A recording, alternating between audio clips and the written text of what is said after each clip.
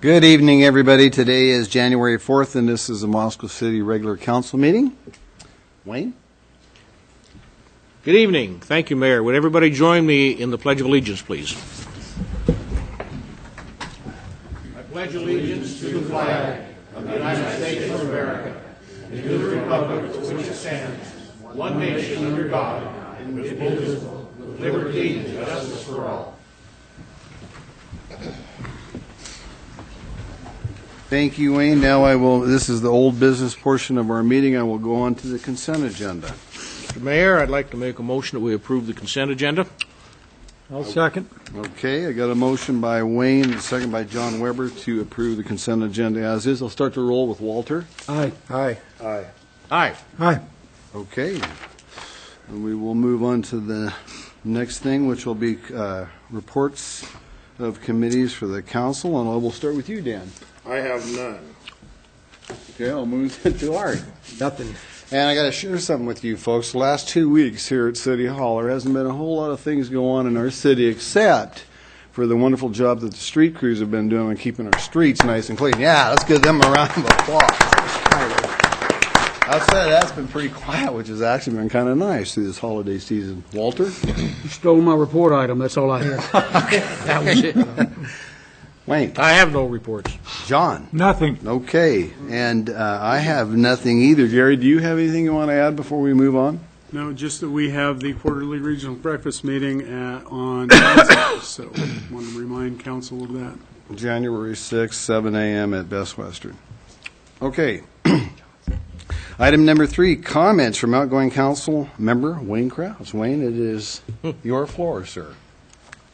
Well, thank you, Mr. Mayor. It's really surprised to see how many people are here tonight. You're either here for the pinning of our new reserve officers or you're all here to cheer me to get out of here, one or the other. I'm not sure. Wow, 8 years on the city council, plus another 2 on planning and zoning, so that's 10 years I've put into city government, and it just does not seem like it's been that long. Probably one of the main reasons it doesn't seem like it's that long is because of the people that I work with. The city of Moscow has a staff that is unbelievably professional, knowledgeable, and personable. Everything from the city supervisor all the way on down the line. I think we have the best employees of any city. Granted, I don't have any experience with any other cities, but that being said, the other group of guys and ladies, when we have them, is our city council. And we've been through a lot of stuff together. Walter and I came on the same time, Dan also, and Bill was on at that time when we came on, as was John. And then they both left. Bill came back as mayor. John came back on the council. And we've accomplished a lot in 8 years. If you remember back 8 years ago, there was a lot of unrest within the city. There was a lot of not getting along so well, I think. There was a lot of differences of opinion. There was the business side of the community, and there was since we're nonpartisan, it's really hard for me to put a finger on it, but there was a lot of differences of opinion. And then people were either happy or they weren't happy. But you know what? Over 8 years, this council has done some really, really great things. And I think right now, this city of Moscow is more content and probably more satisfied with the way things are than they've been. And that's because we've accomplished a lot in those 8 years. One of the first things that happened was we were able to open lines of communication with other governmental agencies, with the Pullman City Council, with Whitman County Commissioners, even our Latah County Commissioners. That speaks profoundly in itself. And working directly now with the University of Idaho and the Chamber of Commerce towards common goals. I know that Bill and Dr. Staben sit down a lot, and they visit a lot, and it's kind of like what's good for the city is good for the university and vice versa, to a great extent. So that has been a real positive thing. One of the biggest changes that happened that I think reflected upon this council and the Planning and Zoning Commission prior to that was when we modified the large retail establishment ordinance. At that particular time, Walmart had built in Pullman. This Walmart was empty. They had no intention of coming back. And through letters that was written by the council and the previous mayor, but also by the changing of that large retail establishment ordinance to make it more user-friendly, Walmart came back to Moscow. And it was a direct reflection of the change in that LRE. And I want to thank Art, particularly because he was chair of Planning and Zoning at that time. And he and I worked closely together to see that that change was made. We can't forget about the expansion of the Pullman-Moscow Airport. This is going to be another area where we've been able to work with a number of other entities in creating funds necessary for this expansion. And this will be an economic expansion, and it'll be good for our community. One of the other things that we're going to see tonight, and this is really close to my heart, was reestablishing the Moscow Police Reserve Program. We went a number of years without a reserve program, and we were able to put it back in the budget 3 years ago so that Chief Duke could put his reserve program back together. What a fine group of people that we have as our reserve police officers that go out and put themselves on the line and get nothing for it. And I think this speaks profoundly of them personally and their desire to give back to the community. So our reestablishing that reserve program, I think, was a huge step. We had the collaboration with the Moscow School District for construction of the new ball fields. Another great thing. You know, we put up money, they put up money, we got it built, and we got it done. I can remember back when I ran in 2007, and we were talking about this property was out on Palouse River Drive. It was impossible to build ball fields on. It was $8 million with the improvements necessary just to get it going. And people at that time were asking me, well, how do you feel about ball fields? I said, well, I like ball fields. It's just how are we going to get them built? We got it done. We passed ordinances guaranteeing equal rights for employment and housing to minorities. We were one of the first cities in the city of Moscow to do that before the state's even been able to do it. And I think that speaks extremely well of this council for putting that forward. A new comprehensive plan. That was a long time in going. And Bill, you spearheaded that. You rode that on top of the...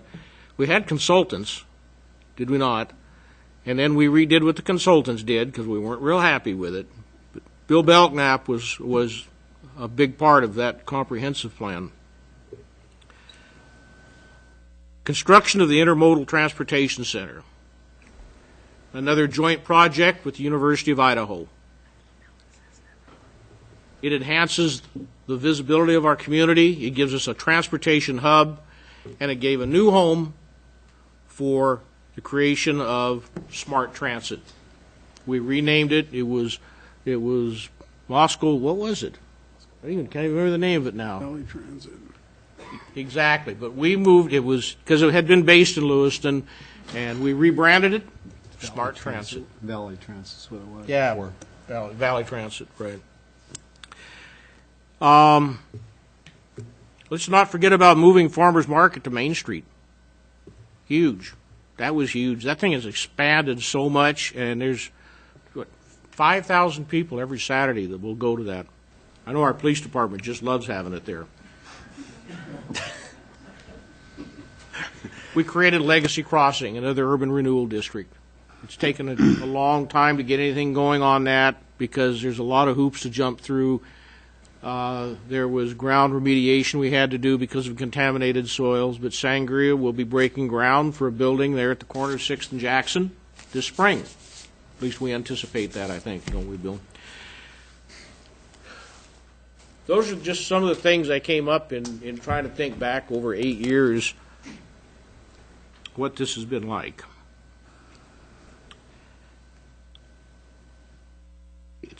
It's a little bit emotional for me because it's a mixed bag. I've enjoyed it.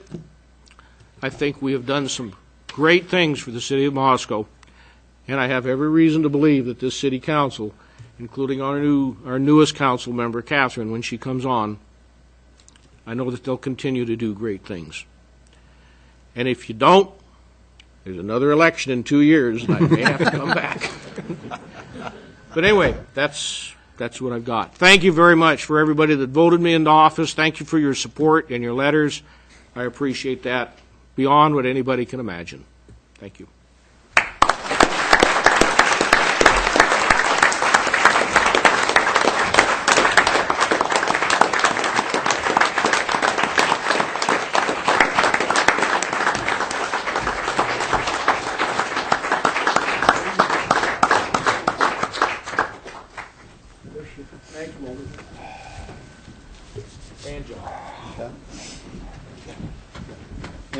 We're going to say a few words here, though.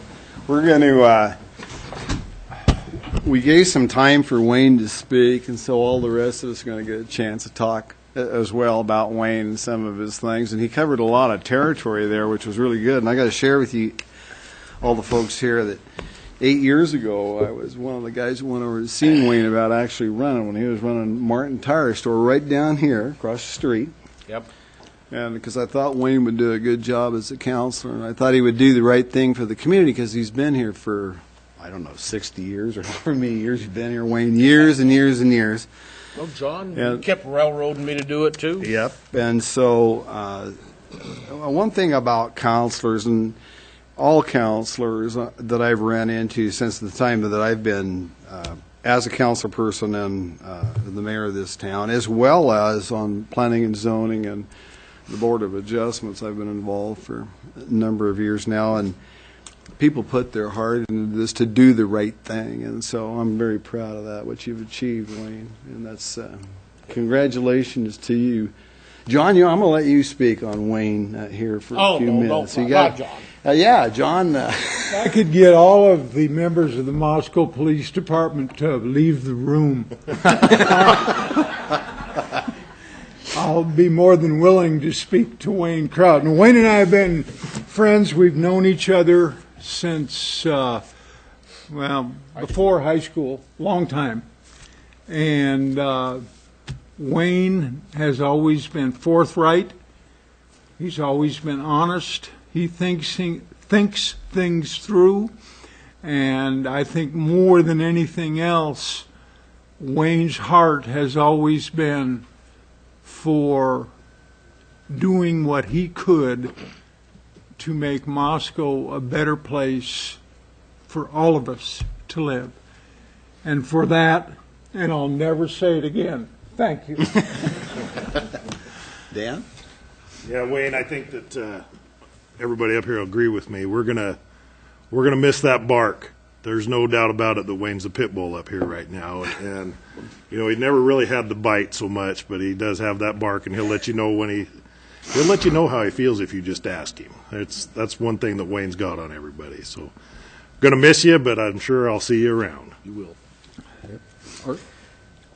Well, Wayne, I came across you in a professional political capacity when I was chairman of planning and zoning. You came on and projected a magnificent, rough, tough demeanor, which left me thinking, how am I going to work with this guy? This is going to be absolutely a stalemate. It's going to be awful.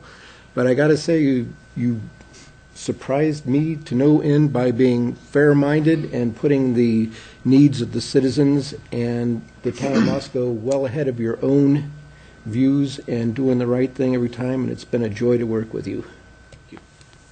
Bolton? Thank you, Mayor. I didn't know Wayne Krause forever like a lot of people in town do. I didn't patronize Martin Auto for whatever reason. I have no idea. First time I ever heard his name, I remember I was out in this hall. It was after a Moscow Transportation Commission meeting that I was probably chairing at the time, and they told me that this fellow across the street wanted to talk about downtown parking. And since we were in our 21st of 12 months of working on it less, I ended up either, I forget whether you found me or I found you, and Wayne had some ideas about what could be done or should be done with downtown parking in Moscow. The point of all of this is that he learned before it was all over that you couldn't do that. it wouldn't work. And I think that was his first lesson possibly in why it takes so long to get things done working for the city or for a county or a state. There are a lot of not only opinions, but there are a lot of staff knowledge that you have to contend with in terms of can it physically be done? Can we find out how to pay for it? Can we survive the public's scrutiny of it? So that's my first recollection of Wayne, was a good idea that wouldn't quite work, and it wasn't the first. It's been 8 years of those kinds of things, but we've had some successes that you've listed, and I know we're all up here very proud of them. So, Wayne, we're going to miss you. Thank you. Gary? Well, I've had the privilege of serving with a lot of council members, and I think it was summed up very well that Wayne does have a lot of bark, but he reads everything. He's a great debater. He listens, and I'm proud for having served with you. So thank you. Thank you.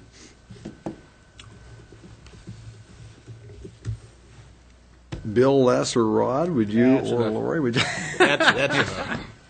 Okay, I guess we'll move on then. Let's move on. Okay, we'll move on to the next thing, which is a reserve officer pending. David Duke, sir. Chief Duke, you have the podium, sir. Thank you, Honorable Mayor Lambert and distinguished council members. On behalf of the police department, I want to thank you for this opportunity to hold this badge pinning ceremony here tonight to commemorate the graduation of 4 exceptional volunteers who have graduated from the Moscow Police Department Level 1 Reserve Academy.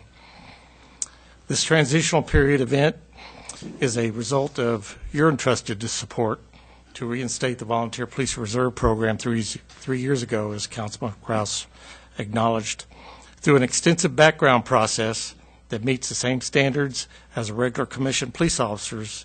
These 4 volunteers have displayed a remarkable resilience through the last 9 months as they were trained, assessed, and tested in basic police officer reserve procedures and practices. At this time, I'd ask Sergeant Lindquist to bring them forward. Reserve cadets, please rise and take position in front of council.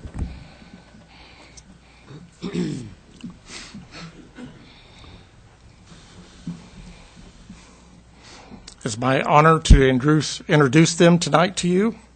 First is Josh Peak. He was raised in Boise, Idaho. He attended the University of Idaho and received his Bachelor of Science in Dairy Science in 2006. Josh is now the superintendent of the Police Research Extension and Education Center for the University of Idaho. Josh also volunteers with the Moscow Fire Department as a paramedic firefighter. He received his Bachelor's of Applied Science in Paramedicine in 2014 and now serves as the Moscow Volunteer Ambulance Company First Lieutenant. Next is Debbie Karscallon.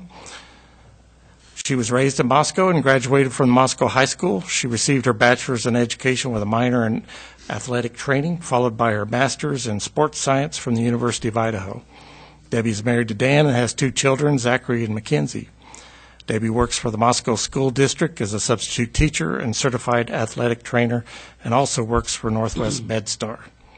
Debbie has volunteered with the Moscow Volunteer Fire Department and ambulance as a paramedic firefighter since 2002, and currently serves as a fire suppression captain and ambulance training officer. Next is James Scherer. Was born and raised in California. Jason graduated from Humboldt State University with a degree in forestry. He moved to Moscow in 2001 with his wife, Helen. Jason and Helen have 2 sons. Calvin is 15, Christian is 12. Jason is currently a volunteer EMT firefighter with the Moscow Volunteer Fire Department. And last, Brandon DeMeyer. Was born and raised in Richland, Washington. He graduated from Rivers Edge High School in Richland and received an Associate's of Applied Science in Criminal Justice with a degree from Charter College. Brandon has lived in Moscow Pulmonary for 3 years and currently works for the Latah County Sheriff's Office as a detention deputy. Ask at this time for our Reserve Coordinator, Sergeant Art Lindquist, to come forward and just tell you a little bit about the Reserve Academy and our program.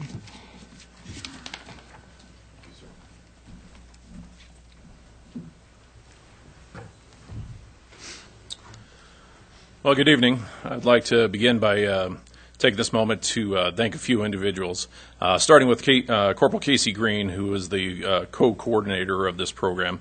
Casey Green assisted with me with the day-to-day operations and instructed all the firearms courses, and I appreciate all of his help.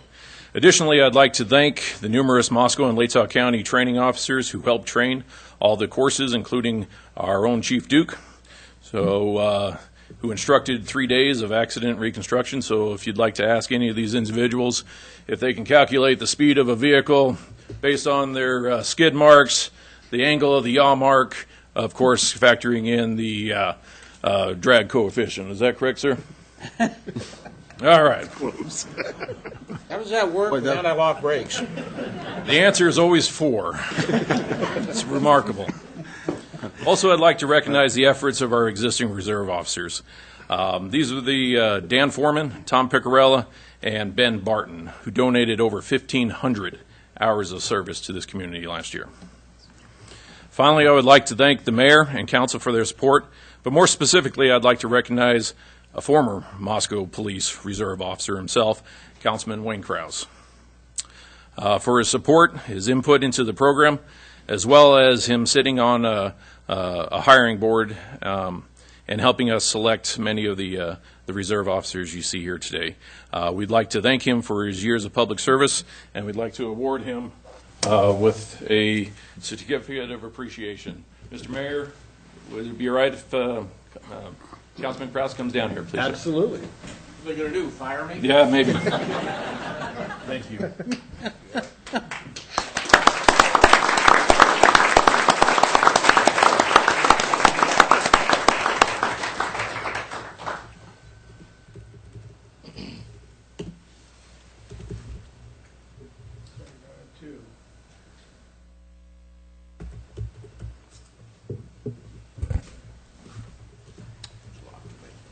Thank you. Thanks, Chief.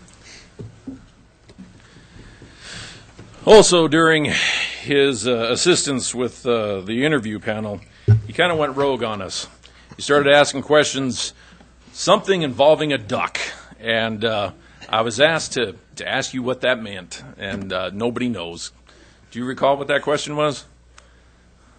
Yes, I do, and this is really not the right crowd to get the answer. All right. Thank you again, sir. That will always remain a mystery, Art. Okay. The Moscow Police Reserve Corps has existed for many decades and helped supplement the ranks of full-time commissioned officers. Many of today's senior officers, command staff, and city leaders receive their law enforcement or public service start in the Moscow Police Reserve program. Law enforcement is a call to public service. Although at times there may be moments of excitement that's worth storytelling years down the road, but most of the time it's dealing with citizens during a low time, either the loss of a property or even the loss of a loved one. It is because of this that it takes a special type of individual to fulfill their duties with service, pride, integrity, a caring ability, and a performance excellence. These are our core values at the Moscow Police Department, and is what every action an officer takes is measured by. Therefore, selecting the best individuals the community has to offer is essential. The reserve cadets standing before you stepped up to this challenge. They started this process with an application and letter of interest detailing their qualifications which met the same college and life experience standards as a full-time officer. From there, they moved to a physical fitness test where they were put through a morning filled with push-ups, sit-ups, 300-meter sprint, mile-and-a-half run, and a vertical jump.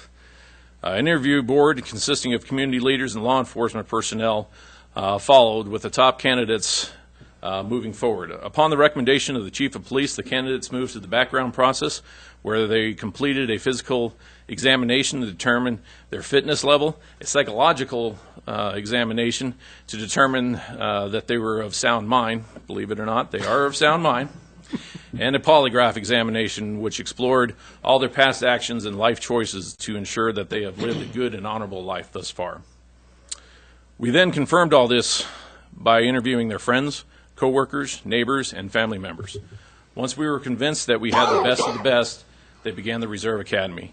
The Academy opened with 40 hours of law training, followed by 233 hours of classroom and hands-on training with topics including ethics, investigations, courtroom procedures, arrest and defensive tactics, firearms, emergency vehicle operations. The classes were taught locally by 14 of our local officers and sheriff's deputies, along with the assistance of the Moscow City prosecutor. On November 30th, the reserve cadets took their final exam and earned the right to advance to the next phase. By the way, the next phase is an additional 640 hours of field training. So, Chief Duke, it is now with great honor that I advise you these reserve cadets have completed all required basic training and stand before their community ready to take their oath of office as Moscow Police Reserve officers. Reserve cadets, attention.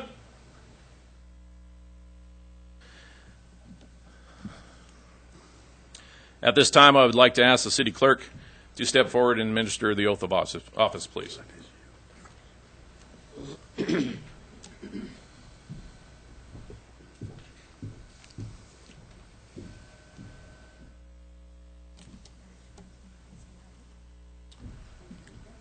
I can turn them around. You always point the microphone at her. Microphone. Okay. Raise your right hand and repeat after me. I, and state your name, I, Josh Schurer, do solemnly swear or affirm do solemnly swear or affirm that I will support the Constitution of the United States that I will support the Constitution of the United States and the Constitution and laws of the State of Idaho, and the Constitution and laws of the State of Idaho, that I will faithfully discharge that I will faithfully discharge all the duties of Reserve Police Officer all the duties of a Reserve Police Officer of Moscow, Idaho, of Moscow, Idaho, according to the best of my ability. according to the best of my ability. Reserve cadets at ease.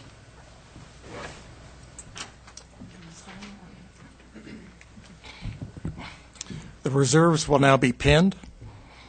The police badge represents both the authority and the accountability of the position you have taken an oath to uphold. By wearing this badge, you are now entrusted to protect and serve our community. The shield stands for our mission of serving with commitment, honor, and integrity. You are expected to distinguish yourself in a manner of humility, loyalty, courage, truth, and justice, because we expect no less, and we demand that you hold yourself to the highest values of the law enforcement profession. It is also known we cannot meet these expectations alone. As part of the ceremony, each reserve has designated who will pin the badge, not just on their uniform, but on their heart, as a reminder of the devoted support needed to endure the day-to-day challenges and dangers encountered in the service to our fellow citizens. Would the following family members, our partner, come forward when acknowledged? For Reserve Josh Peak, his partner James Logan will pin his badge.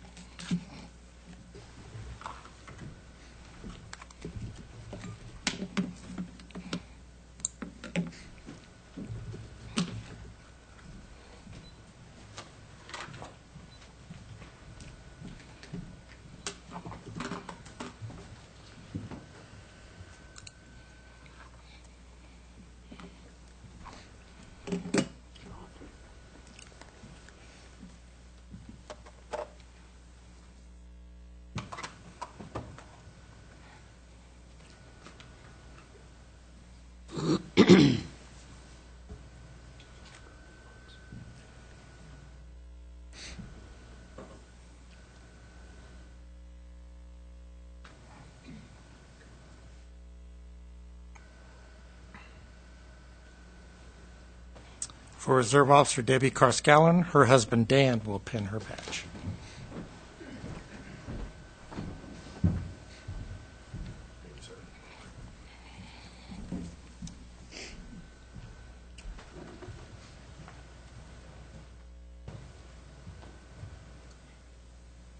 Careful, Dan. She's got a gun now.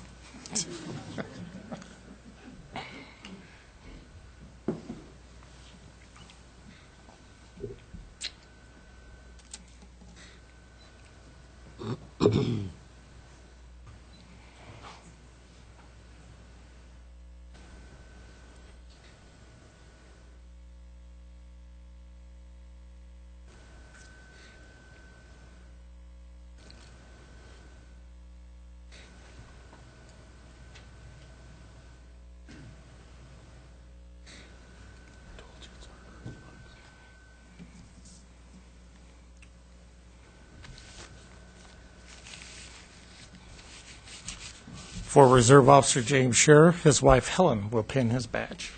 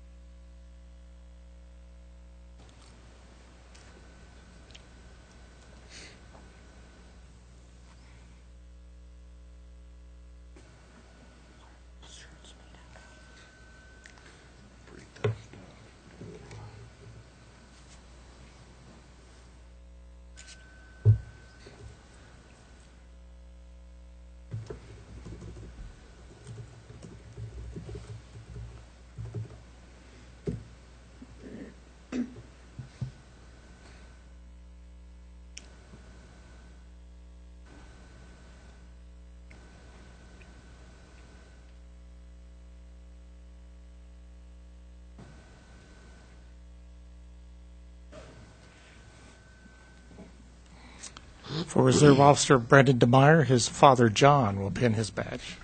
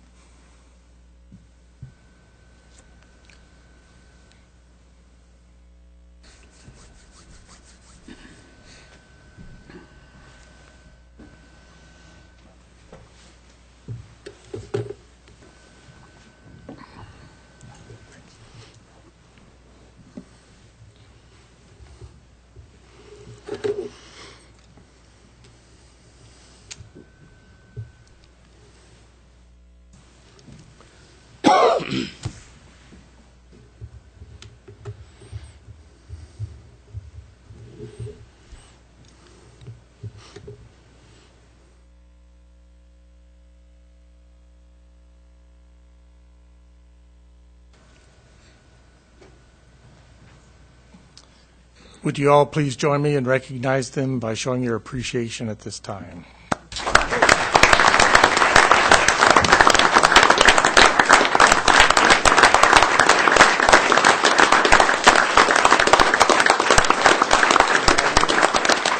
Reserve officers, attention!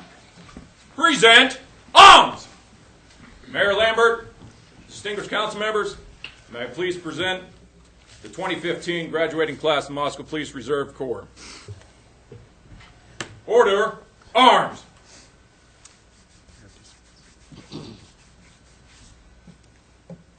Reserve officers, you are dismissed, and congratulations. However, before you all leave, the mayor always gets a shot at saying a few words at least. And our reserve program for our officers, thank you, Officer Lindquist, for the wonderful job you and others, Casey Green as well, Chief Duke. This is a big deal for all of us. And as the mayor of this fine city, our police department is very, very important to the vitality of our city, and the reserve program is very important too. So you men and women that are joining other fellow men and women officers, it's a big deal for all of us, and I thank you from the bottom of my heart deeply, and citizens of this town are very proud of what you achieved. And so, and I know I can speak for this council as well. So with that, I would like to give you a round of applause for the citizens of this fine town.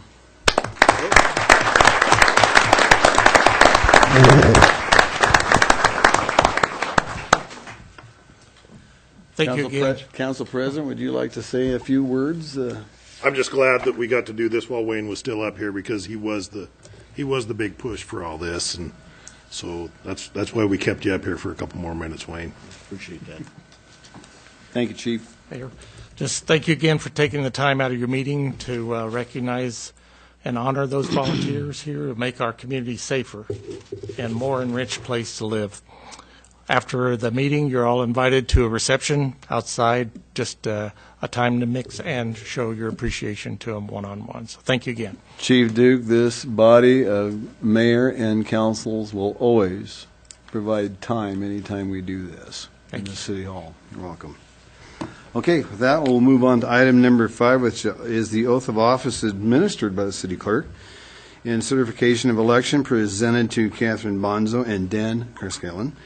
Council member-elect Jim Bolin is not in the country at this time, and he will be sworn in on January 19th at our council meeting at that time. So with that, Lori.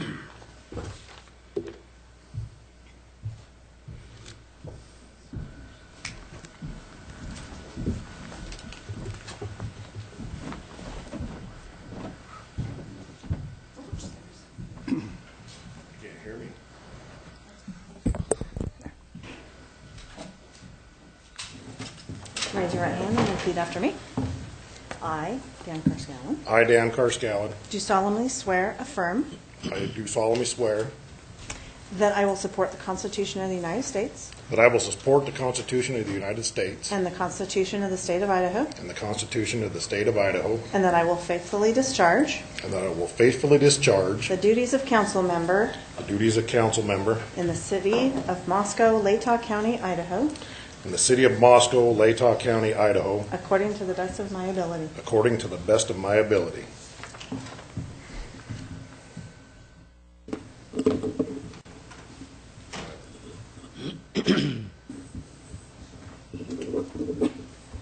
That's for you. Thank you.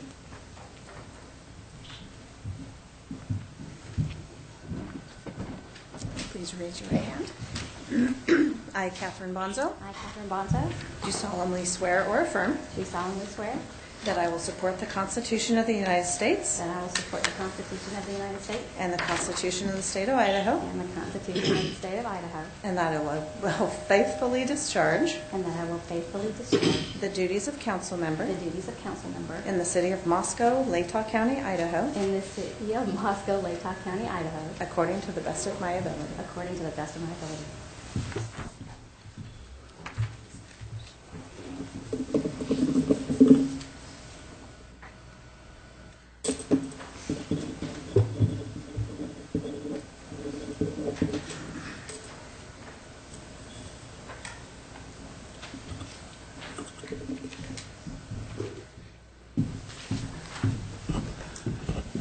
With that, Catherine, come on up. This concludes the old business. We will move on to the new business of this council. Do we adjourn? No, we do not adjourn. We are not adjourning. We're just reconvening with the new business in the process. So come on up, Catherine, and please have a seat. And welcome aboard.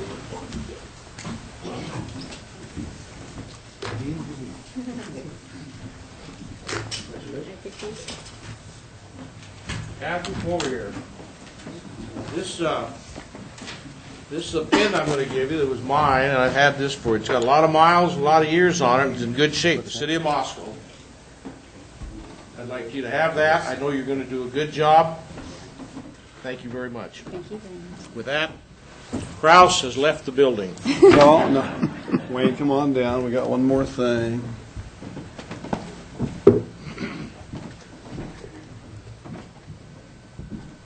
You need a truck to carry all this home. This is like Academy Awards here, Wayne. Didn't even do anything for it. I mean, just show up for me. Okay,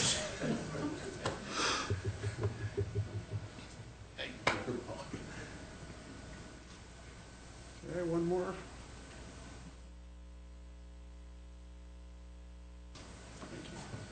Very nice.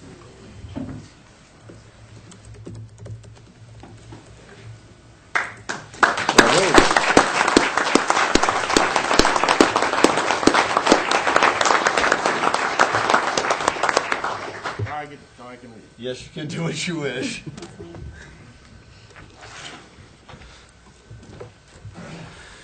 Okay, with that, we'll move on to item number 6 with this public comment and mayor's response period, where we allow the public to comment for 15 minutes, as long as it's not things before Board of Adjustment or Planning and Zoning or on the agenda tonight. So if anybody out in the audience would like to come up and address this council, please step forward. And if you do, state your name and address.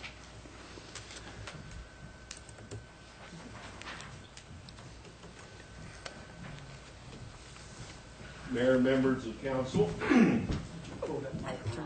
Oh, yeah. There we go. I'm Richard Heimsch, and I reside at 213 North Howard, and want to take this opportunity to express a little concern about the recent trash and recycling change that impacts especially apparently the Fort Russell neighborhood, where roughly 10 days ago I got out of the blue postcard that said no longer will pickup be in the alley, that I have to move it to the street. Well, I've lived at that address for 44 years, and way before that time it was always pickup in the alley.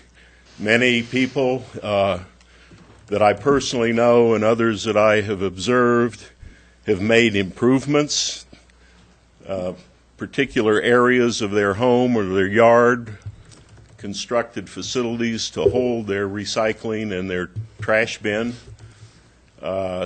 This will, I'm healthy enough at 73, I can move it 160 feet from the alley to my front yard, but I think this policy is very flawed, especially on my neighborhood where parking is in the street. Many people do not have access through their property to the street.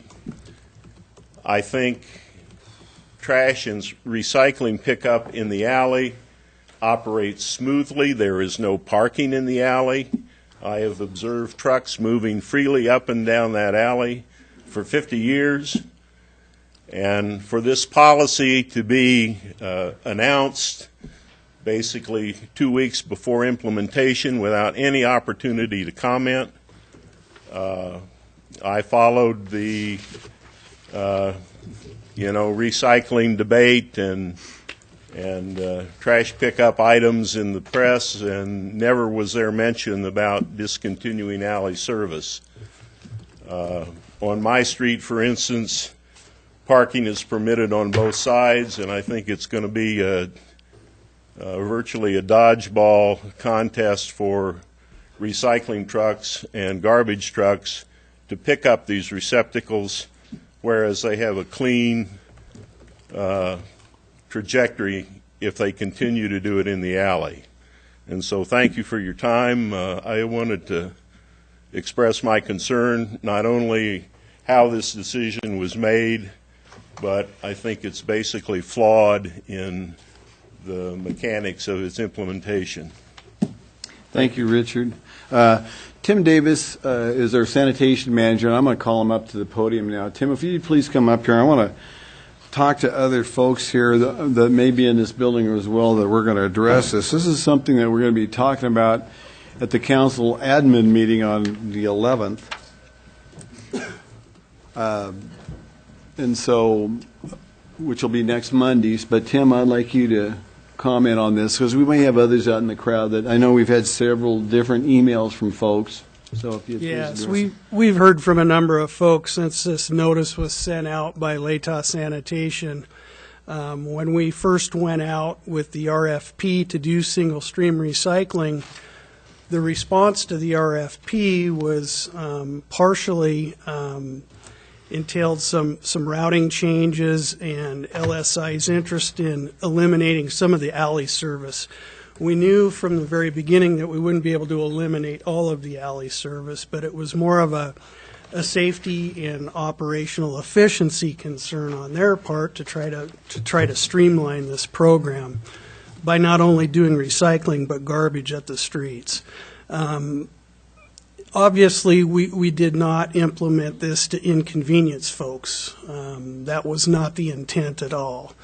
And like you said, Mayor, we'll be revisiting this next week. We'll remain flexible and try to to make this a workable program for everybody. Obviously, it's not a one-size-fits-all type of situation that we're up against.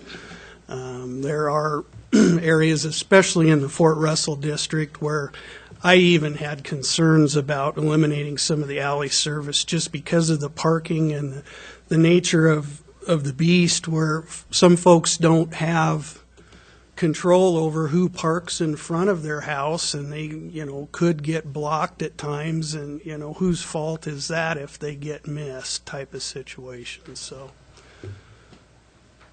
obviously we'll want to remain flexible and try to make this work. We have changed routing in different areas of the city since first implementing the roll cart program. For instance, we changed I think there was 157 accounts up off the West A Street where we have very steep hills. And obviously the alleys are the last priority when it comes to snow removal, so we're looking at safety issues. We're also looking at larger trucks than what, was run even 10, 15 years ago. Trucks keep getting bigger and so forth. So that's the kind of situation that we're looking at, and that's what we're up against. Walter, you had I had a question for Tim, if okay. I may, Mr. Yep, Mayor. absolutely. Tim, my understanding is that this change is scheduled for next Monday, the 11th. Yes. And we're going to be talking about it, Gary or the mayor or Dan, I guess, whoever, at administrative on Monday, the 11th? That's correct. That's the plan. There will be a discussion tomorrow with the mayor and council leadership as to if they desire to push through with the 11th or whether that needs to be delayed until further council action. Well, that, if I may, Yes, good. that was my exact question. Can we put off the change at least until we've had a chance for the council to address it? I would hate to make this switch next Monday. I know it may be confusing to people. I get it. But then have the council work through some type of total Chaos? flipping it back to where it was, or, let me finish, or we make some modifications to it or something and just really confuse people. So my question is it possible to put off the Monday 11th change until we work this thing a little more? Gary, you wanted to It is possible to do that. It isn't a scheduled agenda item for tonight, so we can't go into it much deeper than that. But as I said, if the mayor and council leadership wish to pursue that, then we'll issue an administrative order that can delay it if that's the recommendation. That would be my... That'll happen tomorrow afternoon. Okay. Thank you, Tim. With that, we're going to take a recess so that, if it concerns the garbage and/or the recycling, we'll reconvene you. What we're going to do is we're going to take a short recess to allow the reserve officers to go into the reception area, and so that the families and stuff can go ahead and have coffee and we can intermingle with them and stuff. So we are going to take a 15-minute recess, actually 12. At 7:48, we'll reconvene at 8 o'clock.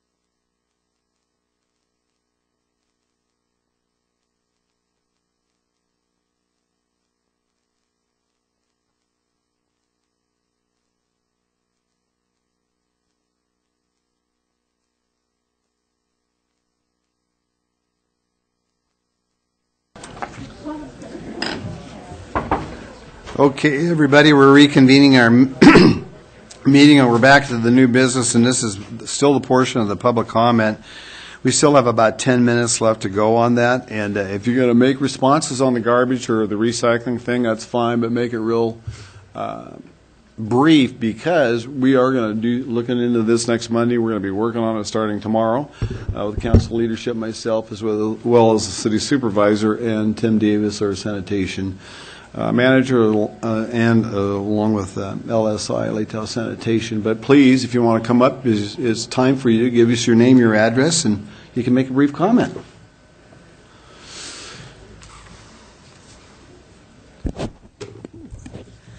I'm Roberta Radovich, 809 East B Street.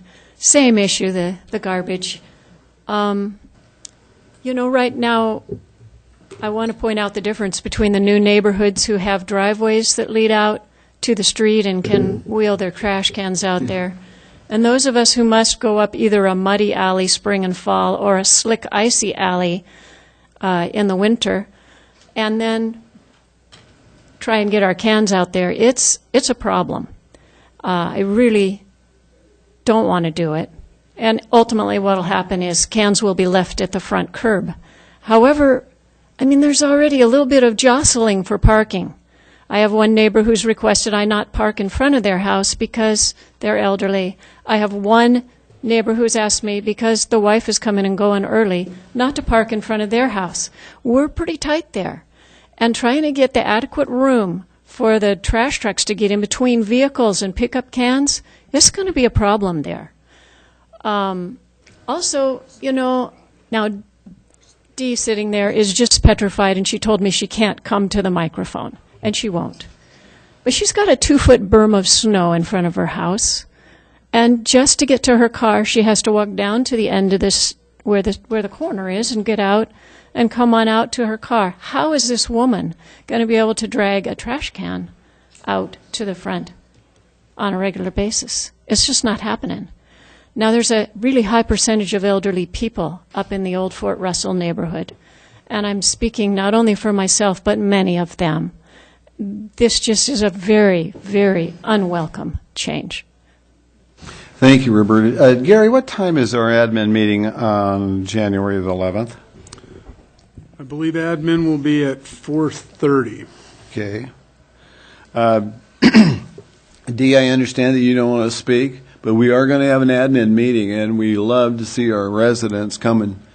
And they will be, you can come up, and it's a small group where it's not intimidating at all. Please come up and see us, and because council will be there, and you'll get a chance to speak. Okay. Yes, ma'am. I'm Gail Cochran. I live at 520 East B Street in the Fort Russell neighborhood. I've lived there for 34 years and have had the garbage pickup in my alley all that time. And I've watched them come down that alley and quickly pick up the garbage and very efficiently. I have an apartment behind me, and that is also on the alley, and they pick up a huge dumpster there. So I called and said, why can't they pick up my garbage when they pick up the apartment building garbage? They said it's a different truck. Well, I don't know about that, but I don't have a tall, big, strong guy to help carry my garbage out. 2 cans out and back in once a week. I think about doing it once, and it just overwhelms me. There's right now in the wintertime, it's amazing what it's like. And those trucks go down there. It's not an issue. I watched them. It's not an issue for them, but if they could see me going down there, it wouldn't be pretty. So I hope that what we're currently receiving will continue, and we won't have these changes. Thank you.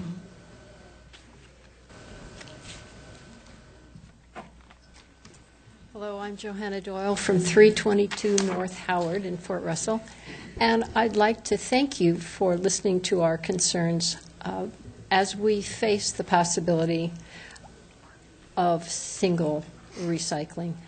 We'll be taking 2 carts down the alley to the street, and it really is impressive how finally we have snow plowing, which always comes very late to the Fort Russell area. And had there been garbage bins on those streets, they would all now be tipped over onto the verge because the berm is beautifully plowed down the street. So we face significant challenges, and taking these carts down the alley is truly daunting. Thanks for your listening. Thank you.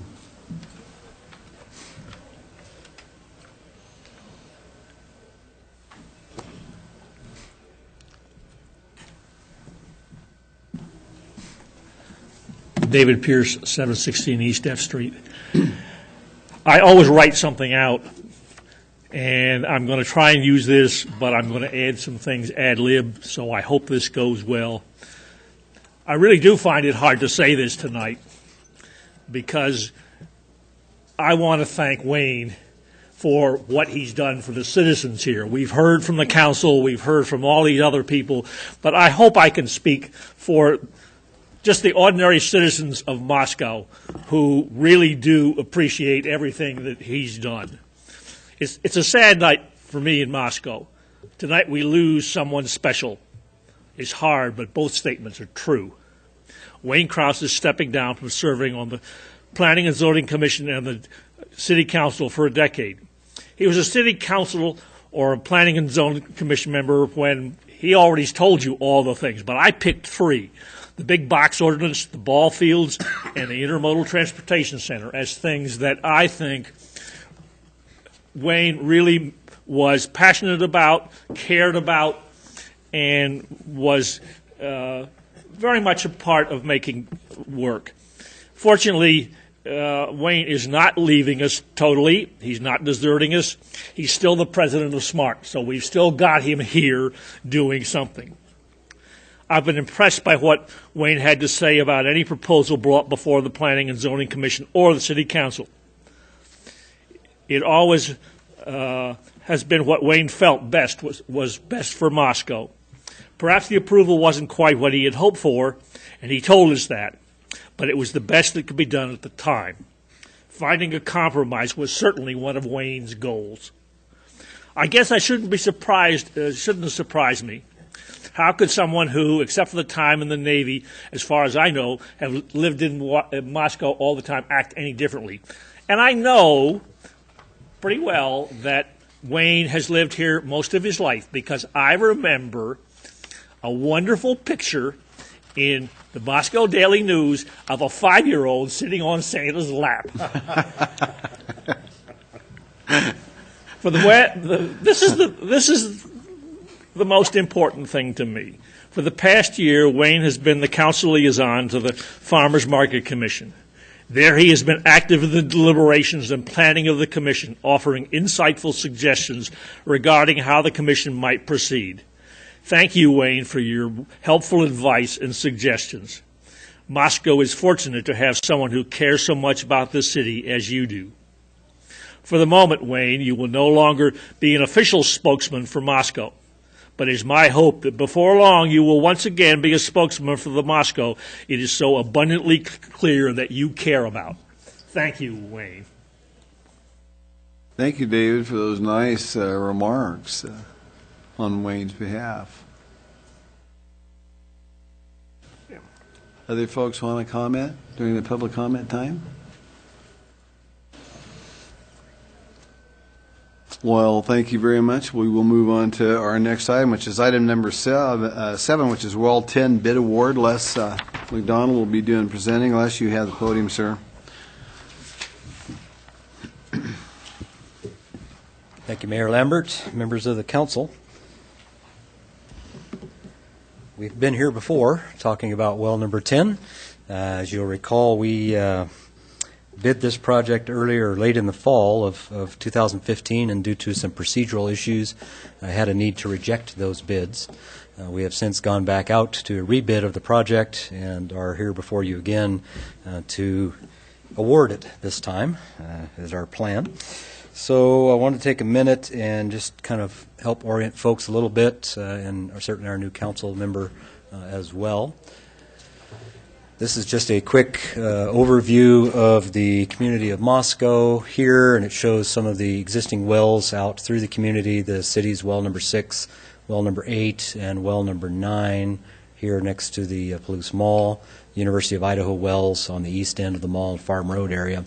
And then our well number 10 site, which is here just right on the state line, state of Washington, and the very western edge of the city of Moscow.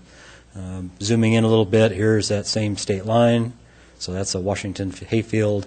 Of course, War Bonnet, Pullman Road, State Highway 8, and A Street as it terminates at the state line and city limit. And this little piece of property here in red is the parcel that was acquired by the city probably 15, 20 years ago for the purpose of construction of well number 10.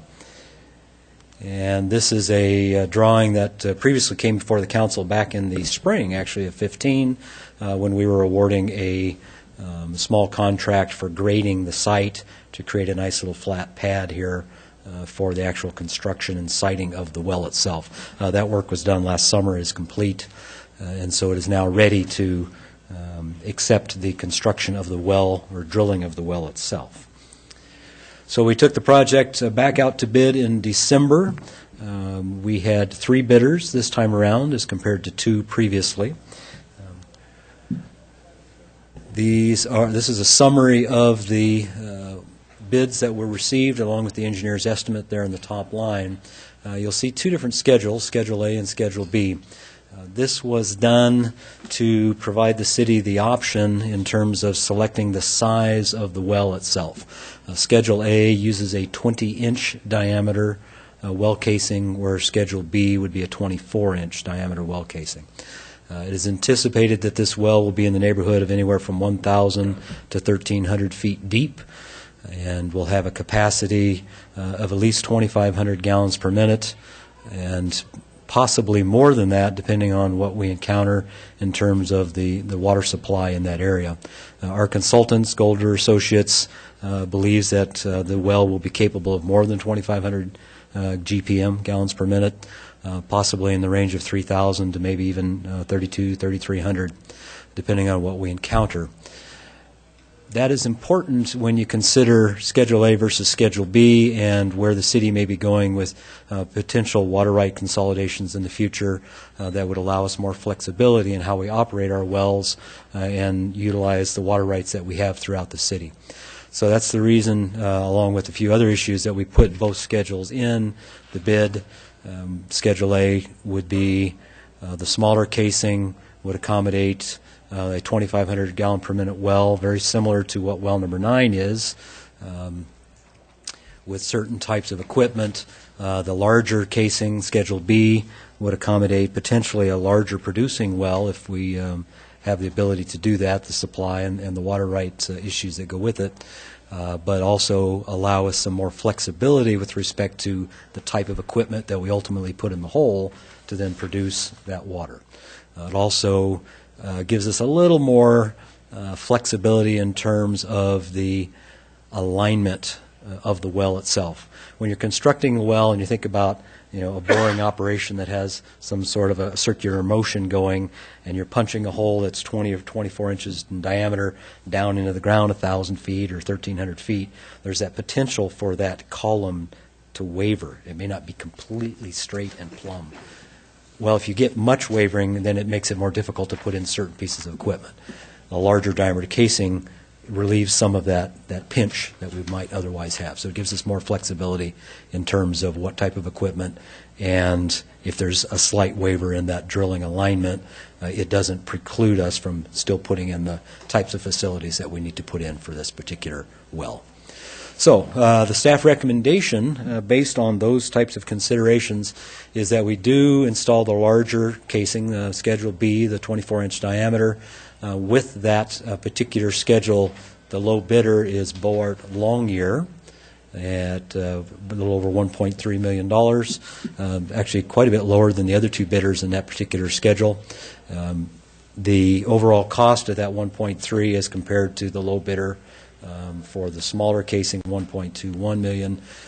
While it's a fair amount of money in the $100,000 range, when you consider the size of the investment and the fact that this well was going to be probably the largest well the city is going to drill for a long time, and that we may not be drilling a lot more wells in the next couple of decades. I can see at least one, perhaps. So it's important to make sure we do it right. We build a facility that's going to service for our needs in the community and water supply for many, many years. So with that, the recommendation from staff is to award to Boart Longyear the Schedule B bid for the drilling of well number 10. Okay. Walter. That's a surprise question. I didn't think of it till just now. This is just a hole in the ground. With a lot of pipe in it, but yes, it is a hole in the ground. Do you know what the budget is for the pump and controls and control building to complete this as a producing well? The number for the second phase, as I recall, was in the $800,000 to $900,000 range to actually install the equipment down in the hole in the ground, as well as any above-ground equipment for the pumping operation, for backup power supply for the building, chlorination, all the control systems, the electrical, all the rest of that above-ground facility. And to tie it into the system? We had a budget of about $300,000 for the connection to the system. So another $1 million? Overall, another $1 million, 1.1, somewhere in that range. Thank you. Good memory. Thank you. Where's Boart Longyear out of? I believe their office is in the Portland region, if I recall. None of these firms are local. Some are from the Seattle area, and then others both in western Oregon. Yeah, I saw that they've done a lot of work in Utah, and I guess my second question is, flipping through here, what is a culinary well? Culinary well means a potable supply. Oh, so that's versus, just Utah, for instance, an Utah irrigation words? well. Right. Okay. Different states have different terminology for Thank that. you. Plus, I was wondering, why do you have an engineer's estimate that's so different from what their bid came in? The engineer's estimate is the number that is prepared by our consultant that has done the design of the well drilling operation, prepared the bid package and specifications. They provide us an estimate of what they think the cost of the well will be based on what they have seen in the market in recent years for wells of this size and capacity. I will say that there are not a lot of wells that are of this diameter and depth that are drilled in the Northwest. I mean, they do happen. We've actually had some down in the Lewiston area here in the last couple of years that Boart drilled. They were for Lloyd down there. And so they gave us an estimate on what they believed the cost would be based on what they saw in other bids in the area. It helps us in terms of some of our budgeting. It can be used to also provide a number for the bidders if the city chooses to do so, that they could use as a reference to get a kind of an idea of what the scale of the cost might be. In this case, they were a bit low. Walter, did you have another question? Yes, sir, Mayor. Dan, their mailing address and their bid is Salt Lake City. This one's Salt Lake. Yeah, I thought I saw a lot of Utah stuff, but couldn't find their mailing address. Yeah, it's on their bid, their signed bid sheet. And if I may, a question, Mr. Mayor? Continue. I'm blank. I'll pull it back up in a second. Salt Lake. Okay, other comments? John, do you have any? Well, yeah, I'm just, I guess, observations more than anything else. At the beginning, this Boart Longyear was 180,000 roughly over the estimate, and now they have reduced their price significantly, and now they're only 90,000 or 100,000 over the price that the engineer estimated. What did they do to lower that price? Are we still getting essentially what we need? They sharpen their pencil? Just what happened on that deal? It's always interesting when you look at the way that contractors bid projects, and wells are a particularly interesting type of construction. When we look at the detailed numbers, the price per foot of drilling, the price per foot of casing, site preparation, pumping, all those kind of things that they do, they vary tremendously from one bidder to the next. What it appears that Boart has done that the others have not done is that when they went to the larger diameter casing, it did not substantially affect their price per foot for the drilling operation, whereas the others went up quite a bit. And so that's really where I think the greatest difference lies between the three bidders, is that, how much does it cost to drill each foot along the way? Boart from between 20 and 24, not terribly different. For the others, quite a bit. Okay. Well, so when I was looking at that broke it down, what layers they were going through, is it because they had better information on what was beneath, what they were going to be boring through? Now, all of the bidders were provided the same drill logs from well number 9 that showed what our experience was back in 1981 when that particular well was placed. So it gave them an idea of what the stratigraphy was as you go on down through the soils. I think they provided us an example of one that they drilled elsewhere, and that may be the one that you saw, where the others didn't have that in their package. Art, did you have a comment? Well, I was just thinking that for an additional $100,000, we gain a lot in terms of the construction and reliability and future performance of the well. And that's something we're supposed to be doing, is looking not only what do we need today, but what are we going to need into the future 15 or 20 years. And I'm all for going for the larger well, just to accommodate our future needs and not just our need right now on our horizon at the moment. Well, the 24-inch casing makes sense. Yep. And for the additional money between the two, I think it's a bargain. Drill it once and do it right. Dan? We had a lot of trouble with the pump out there at 9. Yes. It's not a 24, is it? It is a 20. It's a 20, okay. Do folks have a pretty good experience with that, with the larger diameter pump? I mean, you talked about Boart drilling some down in Lewiston. How's their experience been with that? I mean, we know how ours was, whether it was lightning strikes or just bad bearings.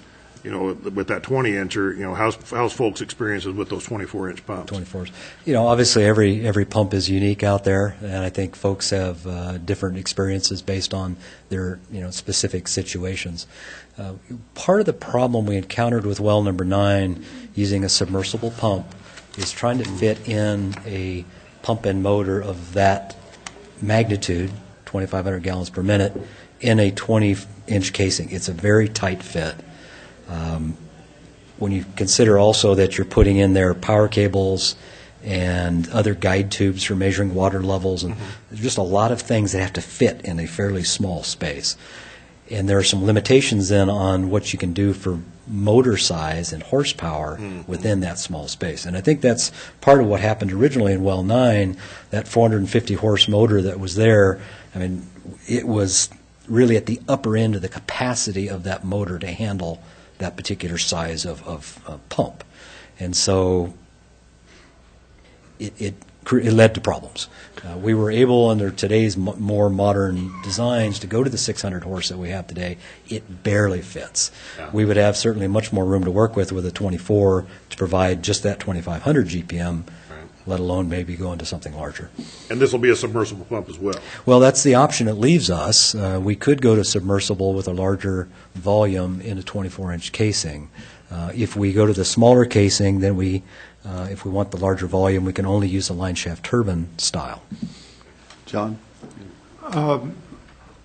Let me get this straight. With 24-inch well, we could use a 20-inch pump, but with a 20-inch well, we could not use a 24-inch pump. Is that correct, Les?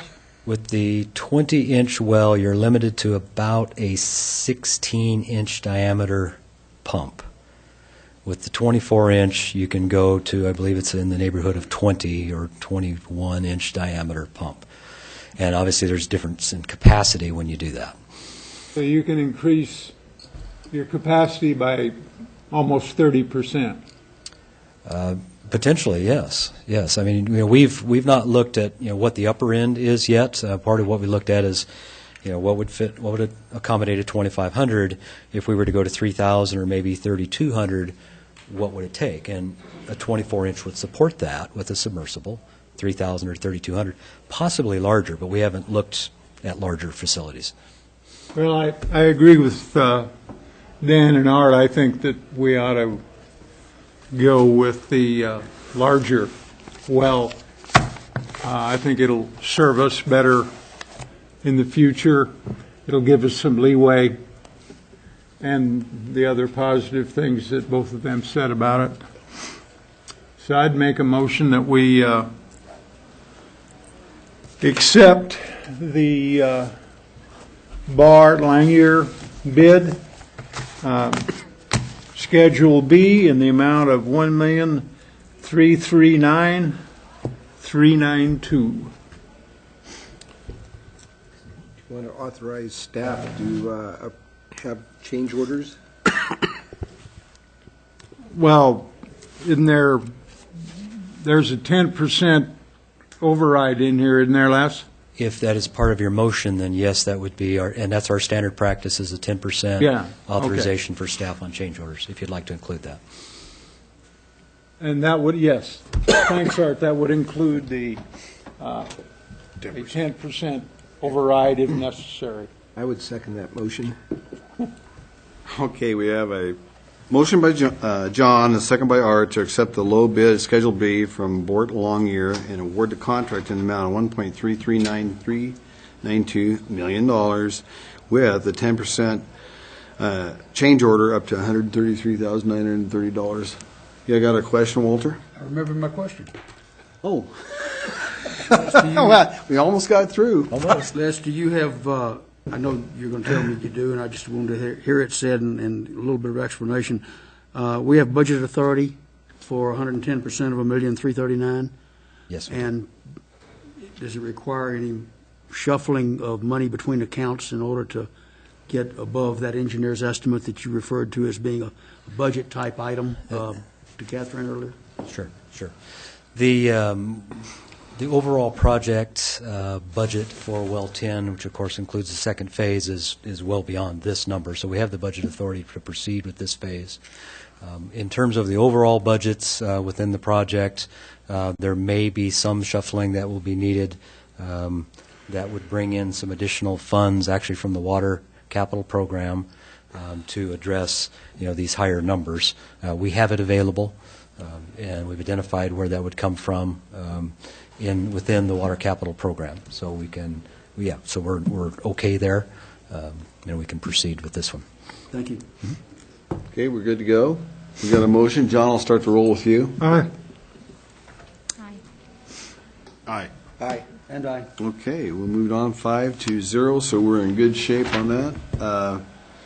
We move on to item number 8, and this is a change in the meeting schedule due to Human Rights, Idaho Human Rights Day. Gary, you have the podium, sir. Thank you, Your Honor. Idaho Human Rights Day falls on Monday, January 18th, which would be the regular time for our second council meeting.